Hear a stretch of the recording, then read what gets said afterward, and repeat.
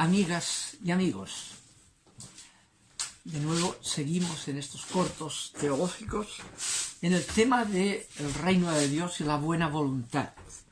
El otro día nos centramos en ese concepto del reino de los cielos o del cielo, ¿ya? Esa paradoja que es los cielos, el Dios del cielo, que es cercano en el corazón. La paradoja de una lejanía aparente en el cielo, que es para otra forma de decir la cercanía de la trascendencia misma de Dios en el corazón del ser humano. Ese es el núcleo de lo que llamamos la nueva alianza, ¿no? La nueva alianza es eso, ¿ya? Y descubrir eso es lo grande de la nueva alianza, descubrir esa cercanía inaudita del Dios o reino del cielo en el corazón de cada uno, ¿no? Ahora, ¿quiénes experimentan esa cercanía del reino? Ahí está el Evangelio de Lucas, en el capítulo 10, presenta, solo Lucas lo hace, los 72 discípulos, que amplían el concepto de los 12 discípulos para enviar a la misión, ¿no? Los amplía a 72, rompiendo ya un poco el riesgo de una especie de narcisismo más pequeño, que dentro de los 12 estaba presente en los parientes de Jesús, los dos hermanos Zebedeos, ¿no? Que aparece ahí en el capítulo 20 de Mateo, ¿no? Como pretenden estar más cerca del reino por ser parientes, y los discípulos entonces, los otros 10, se enojaron con ellos, y Jesús tiene que pararlos y decirles, así funcionan los reyes de ese mundo, entre ustedes no será así no funciona el reino de Dios, por nepotismos de ningún tipo. Incluso en Marcos capítulo 3 al final, y también paralelo de Mateo, ¿no? Dirá eso referido a su propia madre, ¿no? ¿Quién es mi madre? ¿Quiénes son mis hermanos? Los que escuchan la palabra y la cumplen, esos son mi madre y mis hermanos, ¿ya? Y deja relativizando todo el sistema de parentesco, no se funda en eso. Esa es la relación mundana. Es en ese sentido que dirá aquella frase, no digan a nadie padre en este mundo, como centrando en eso lo que vale, porque en ese sentido uno solo es su padre, el del cielo, ¿ya? Bien, Lucas entonces pone que los 72, gente sencilla, fueron a la misión y regresaron, y Jesús les pregunta cómo les fue, y ellos están entusiasmados, dice, fantástico, hasta los demonios se nos sometían en tu nombre, ¿no?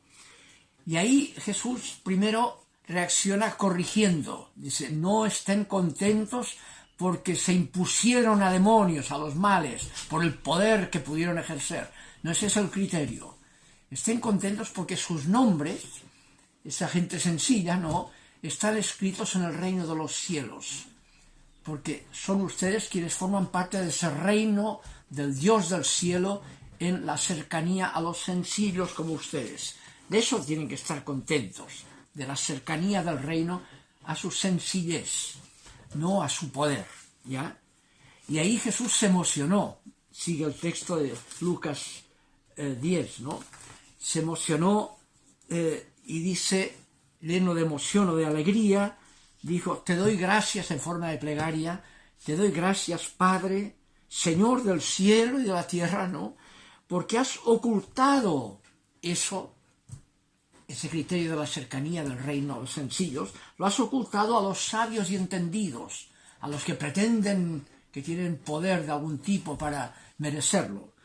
Lo has ocultado y lo has revelado a estos sencillos, nepioi, la palabra griega, a estos sencillos, ¿no?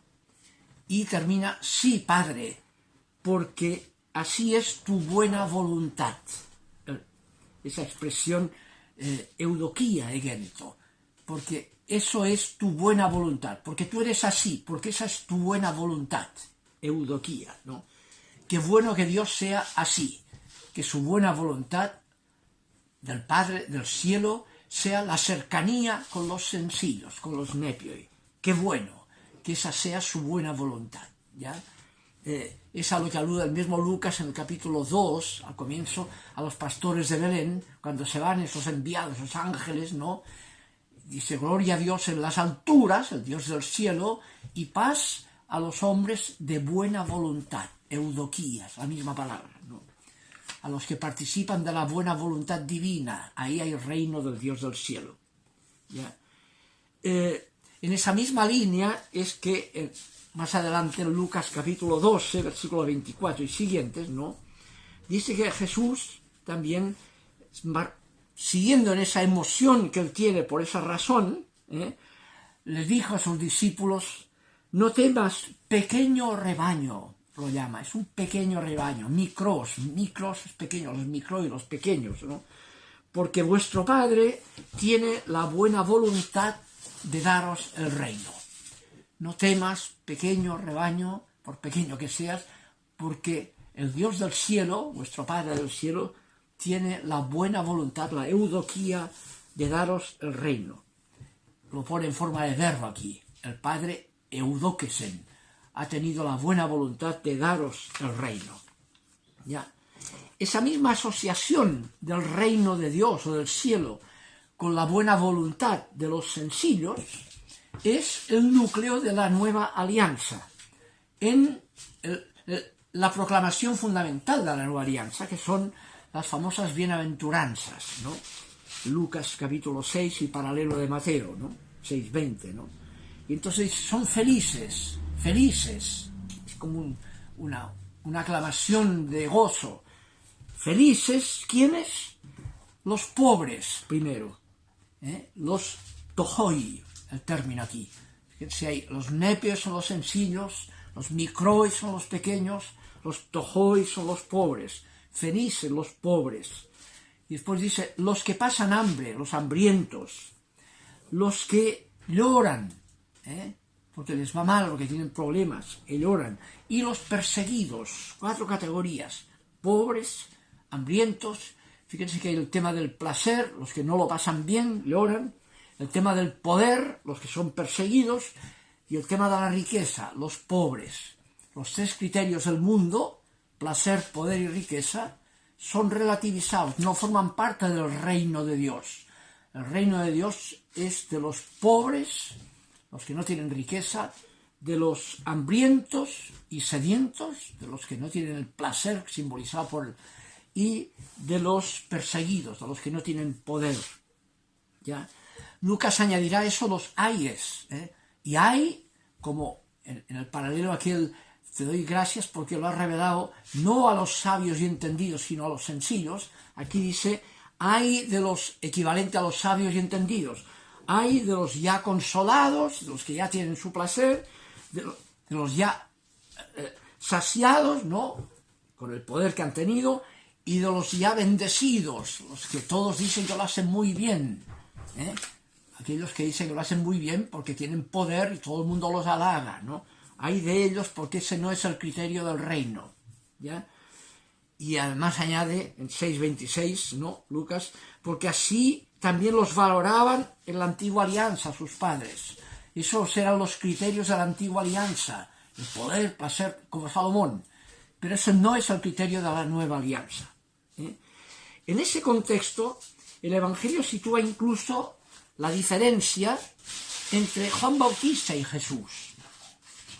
Mateo 11, el capítulo 11, todo el capítulo, versículo 2 en adelante, dice que Juan estaba preso, Herodes lo había tomado preso por puritano, porque le había criticado con razón, heroicamente, jugándose la vida, ¿no? Y entonces desde la prisión oye lo de Jesús, no le cuadra bien, parece, y ya se manda a unos discípulos de él a preguntar a Jesús, ¿eres tú el que tenía que venir o hay que esperar a otro? ¿Bauticé bien o me anticipé? No era él. Honestamente le hace la pregunta.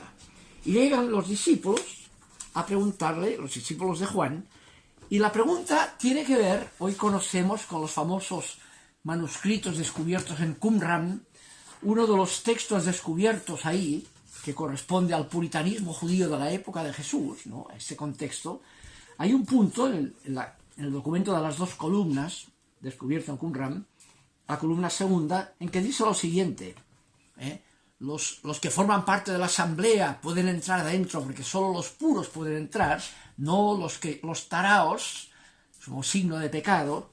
Dice, aquel que esté manchado con alguna de las impurezas del hombre no podrá formar parte de la reunión. tampoco los que estén manchados con alguna impureza de las que se prohíben en la entrada de la asamblea, como sería toda persona con algún defecto corporal, los cojos, los mancos, los tuertos, los ciegos, los sordos, los mudos, los que tengan algún defecto que les deforme la figura, son los leprosos, ¿no? O simplemente los demasiado viejos. La juventud es lo que vale, ¿no? Ninguno de todos estos debe tomar asiento en el consejo de la comunidad, puesto que sus ángeles, símbolos de santidad, ocupan los lugares, ¿ya? A ese texto de Qumran, de los excluidos por ser taraos, signos de pecado, alude la respuesta que Jesús manda a Juan Bautista, que conocía la comunidad esenia y era cercano a esa comunidad, se ve por el lugar donde predicaba Juan Bautista y su tipo de discurso puritano, ¿no? Ya el reino, el hacha está puesta a la raíz y aquí solo puro grano, nada de paja, ¿no? Solo granito, ¿no? Nada. Entonces, ese discurso más puritano es el que choca con el de Jesús, ¿eh? Y entonces Jesús le manda ese listado y de ellos, de todos estos que excluyen los de Qumran, de ellos es el reino. De ellos es el reino. Y acaba con aquello, y feliz aquel que no se escandalizará porque la cosa es así. Feliz.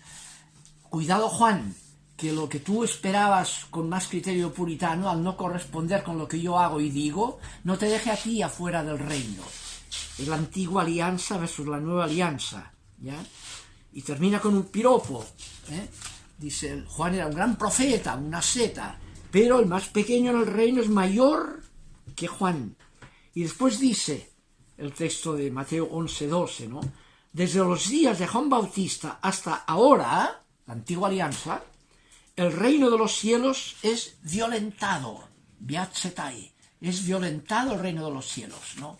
Ese reino está cambiando su contenido y eso violenta a el criterio de la antigua alianza.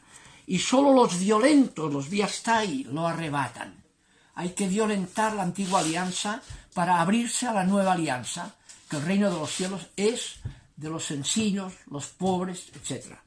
Y de ellos es el reino. Jesús, en ese sentido de violentar, Mateo 10:35 dirá, por tanto, no penséis que yo he venido a traer la paz a la tierra. No he venido a traer la paz, sino la espada. He venido a enfrentar al Padre con el Hijo y a convertir en enemigos los de la propia casa. La nueva alianza. He venido a poner en conflicto los criterios de la antigua alianza, de un poder sacralizado. ¿Ya? Y a poner en el corazón de que lo que vale es lo que significa los pobres, los sencillos. Eso.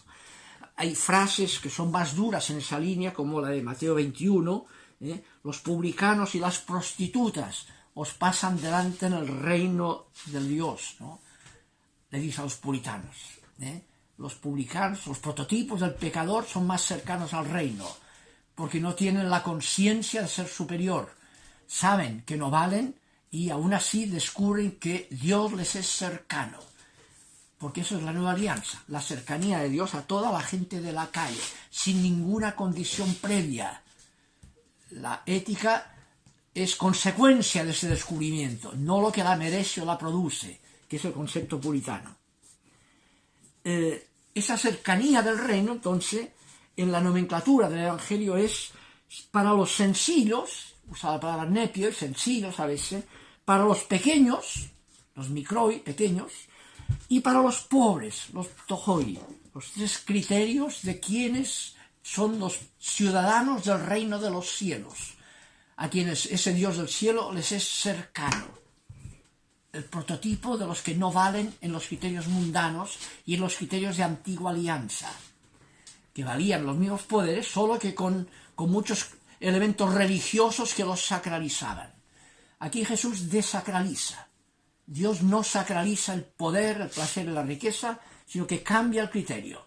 Va al corazón para que el corazón se libere de esos falsos criterios, los relativice, ¿ya? Es por eso que el evangelio más antiguo, el de Marcos, ¿no?, que no tiene tradiciones de infancia y por tanto parte de entrada con Jesús, una vez Jesús hubo sido bautizado por el Bautista, y señala ya una diferencia de la nueva alianza y el bautismo cristiano, no en el agua, sino una vez hubo salido del agua, dicen los textos, ¿no? Ahí es cuando se abrió el cielo y descendió el Espíritu que lo penetró, lo constituyó en Mesías, ¿no? No en el agua, que es el agua bautismal, sino fuera del agua, con el símbolo del aceite que penetra, que unge, ¿ya? Que lo constituye como el penetrado por el Espíritu de Dios, ¿ya? Que va en la línea de la nueva alianza, no de la antigua, ¿ya? Y entonces ahí dice que una vez hubo sido bautizado, volvió a Galilea, Jesús, a anunciar la buena nueva, evangelion, la palabra evangelio. ¿Y en qué consiste esa buena nueva? En la nueva alianza. Y ahí pone, en ese versículo 14 y 15, del primer capítulo de Marcos, dice, ¿en qué consiste la buena nueva? En que ha llegado el momento, kairos, ¿no? El cronos, el tiempo de la hora, ¿no? Ha llegado el momento de los que hubo, el momento revelatorio definitivo. ¿Y en qué consiste ese momento, esa irrupción del momento? En que el reino de Dios se ha acercado. Se ha acercado. Engiken, dice el verbo, en pasado. No está cerca, se ha acercado. Ese reino de Dios, que lo veían puritanamente como lejano a todos los pobres y así, y solo era un Dios que estaba en el cielo y solo tenían acceso a él los cumplidores de la Torá, los justos cumplidores de la Torá, ese reino de Dios se ha acercado a toda la gente de la calle. Nueva alianza. Y por lo tanto, entonces dice, se ha acercado Engiken, por lo tanto, conviértanse. Metanoeite, dice el griego, cambien de mentalidad. La mentalidad de la antigua alianza no corresponde a lo que Dios es. Dios corresponde al anuncio de la nueva alianza, a la cercanía de Dios a toda la gente de la calle. Conviértanse, cambien de mentalidad hacia la nueva alianza y crean así en la buena nueva, en el Evangelion. ¿Y en qué consiste la buena nueva? En la nueva alianza, en que ese Dios no es lejano y castigador, sino cercano a toda la gente de la calle. No es poder, sino misericordia. Y por tanto sean misericordiosos, porque Dios es misericordia. Tengan la buena voluntad, la eudoquía misericordiosa, ¿ya? Porque Dios tiene esa buena voluntad. Esa es la buena voluntad divina, la única buena voluntad divina, la misericordia, la decisión por el mísero, pobre, el sencillo, el pequeño, ya del tipo que sea. Ese es el gran tema que está aquí. El próximo día seguiremos un paso más en esta misma línea de profundización de la relación entre reino de Dios y buena voluntad. Que estén bien.